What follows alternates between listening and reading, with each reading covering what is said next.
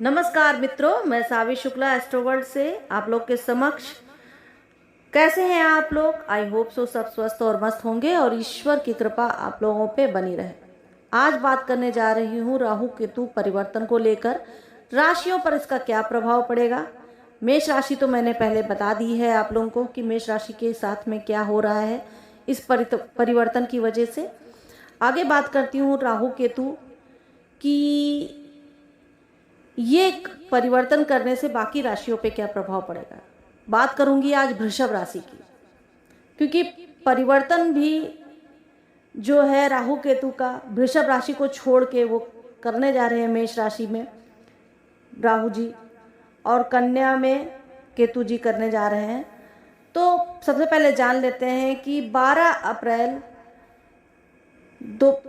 8:30 में राहु केतु अपनी वर्तमान राशि को छोड़कर यानी कि वृषभ और वृश्चिक राशि को छोड़कर मेष और तुला में प्रवेश करने जा रहे हैं, जहां तक वो 30 अक्टूबर 2023 तक वहां पे गोचर करेंगे। तत्पश्चात वो गोचर करते हुए राहु केतु अपनी पिछली राशि अर्थात मीन राशि में प्रवेश कर जाएंगे। मैं ये गोचर लग्न और राशि दोनों के हिसाब से बताऊंगी आप लोगों को, और इसका परिणाम ये होगा कि गोचर अगर अच्छा है राशि के हिसाब से और लग्न के हिसाब से सामान्य है तो यानी कि सामान्य उसका रिजल्ट मिलेगा, आपको परिणाम मिलेगा। अगर दोनों राशि लग्न के हिसाब से खराब है और राशि के हिसाब से खराब है तो थोड़ा सावधानी बरतने की ज़रूरत है। अगर दोनों के हिसाब से अच्छा है तो बहुत ही अच्छी बात है, तो आपको कोई प्रॉब्लम इतनी फेस नहीं करनी पड़ेगी। अच्छा प्रिय दर्शकों, आज बात कर रही हूँ मैं राहु के लिए। इससे पहले बता दूँ इसी अप्रैल मंथ में 9 ग्रह राशि परिवर्तन करने जा रहे हैं, और जानते हैं जैसा कि सब लोग कि चंद्रमा हर 2 दिन में राशि परिवर्तन करता है, जिसकी वजह से राशि फल आप लोगों को सुनने को मिलता है। जी हाँ, सबसे पहले बात कर लूँ थोड़ा राहु और केतु के बारे में, क्योंकि बहुत से लोग, बल्कि मुझे तो लगता है आम जनमानस जनता हमेशा राहु केतु के नाम से, शनि के नाम से घबरा ही जाते हैं।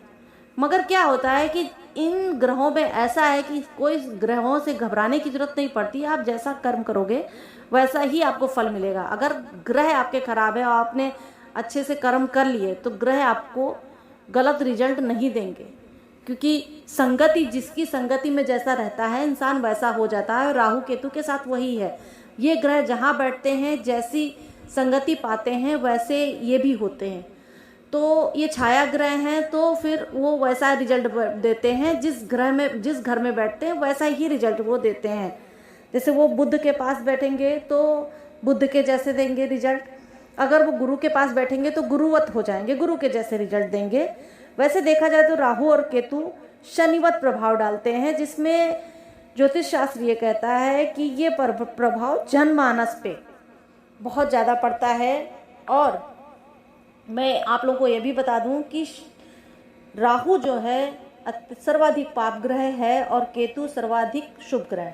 अब आप ये बोलोगे कि राहु कैसे सर्वाधिक पाप ग्रह है और केतु कैसे सर्वाधिक शुभ ग्रह, क्योंकि केतु भी तो उन्हीं के जैसा ही होता है, लेकिन ऐसा नहीं है। केतु हमें मोक्ष की तरफ ले जाता है और राहु हमें भोग की तरफ ले जाता है। भोग विलास की दुनिया में राहु ले जाता है, एक जगमगाती दुनिया जिसमें आप अपने आप को अगर पहचान लेते हो तब तो आप उसमें उतर के अच्छा कर ले जाओगे, लेकिन अगर आप अपने आप को भूल गए उसमें तो भटक जाएंगे। भ्रम दिला देते हैं राहु।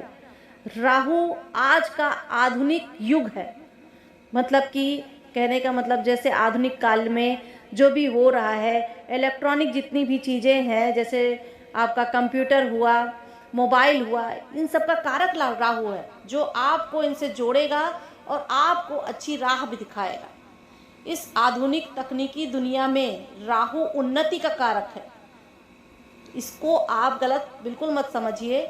ये बस आपके ऊपर डिपेंड करता है, जैसे आप कर्म कर जाओगे वैसा ही राहु आपको फल देगा। और मैं आपको बता, राहु केतु का यह गोचर कन्या राशि वालों के ऊपर इसका क्या प्रभाव होगा, राहु केतु के इस परिवर्तन से कन्या राशि वालों का क्या होगा, मैं बताती हूँ।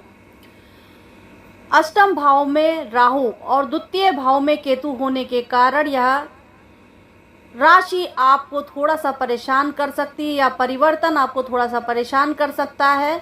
आपको सबसे ज़्यादा दिक्कत अपने कार्यस्थल पे होगी और आपका जो भी काम करना चाहते हो वो समय पर पूरा नहीं होगा। नुकसान क्या हो रहा है आपको? नुकसान ये हो रहा है कि घरेलू विवाद उजागर हो सकते हैं। फ़ायदा क्या है आपको? फ़ायदा ये हो रहा है कि विवादों से दूर रहिए तो ही आप फायदे में रहेंगे। ये गोचर आपके लिए आपके, हालांकि जैसे कि मैंने बोला कि आपका गोचर ये अष्टम में कर रहा है, तो इससे आपको जो है थोड़ा, मैं ये भी बोलूँगी कि नुकसान इस बात का भी होगा कि आपको चोट चपेट इत्यादि लगने के चांसेस हो सकते हैं, या फिर आप स्वास्थ्य को लेकर थोड़ा परेशान रहेंगे इस बीच में। और भी बहुत छोटी मोटी चीज़ें आपको लगी रहेंगी। स्वास्थ्य संबंधी जितनी भी चीज़ें हैं उनका सामना करना पड़ सकता है आपको। और व्यक्तिगत जीवन और पेशेवर जीवन में अगर बात की जाए तो ये काफ़ी कठिन समय है और आपको परिश्रम करना पड़ेगा। जो लोग गहन विद्या मतलब में लगे हुए हैं, शोध कर रहे हैं, उनके लिए ये समय बहुत अच्छा रहेगा। वो अच्छे से करेंगे तो इनको फ़ायदा भी होगा और काफ़ी हद तक मुझे लगता है वो सफलता मिलेगी उस चीज़ को लेकर। आगे बात करती हूँ कि इस गोचर के दौरान इनको करना क्या है कि अपने पिता से मत टकराएं, या किसी उच्च अधिकारी, उच्च पोस्ट पे जितने भी लोग हैं उनसे टकराइए नहीं तो आपको परेशानियों का सामना करना पड़ सकता है। आप ज़्यादा से ज़्यादा कथाओं, जैसे कि जितनी भी धार्मिक कथाएं हैं उनकी तरफ आपका रुझान ज़्यादा रहेगा इस बीच में। और अगर नहीं भी रह रहा है तो आप रखने की कोशिश कीजिए। आप अपनी विश्वसनीय प्रणाली को चुनौती दे सकते हैं। इस अवधि में आपको निराशा भी झेलनी पड़ सकती है। आपका मन और स्वभाव हमेशा व्याकुल रहेगा।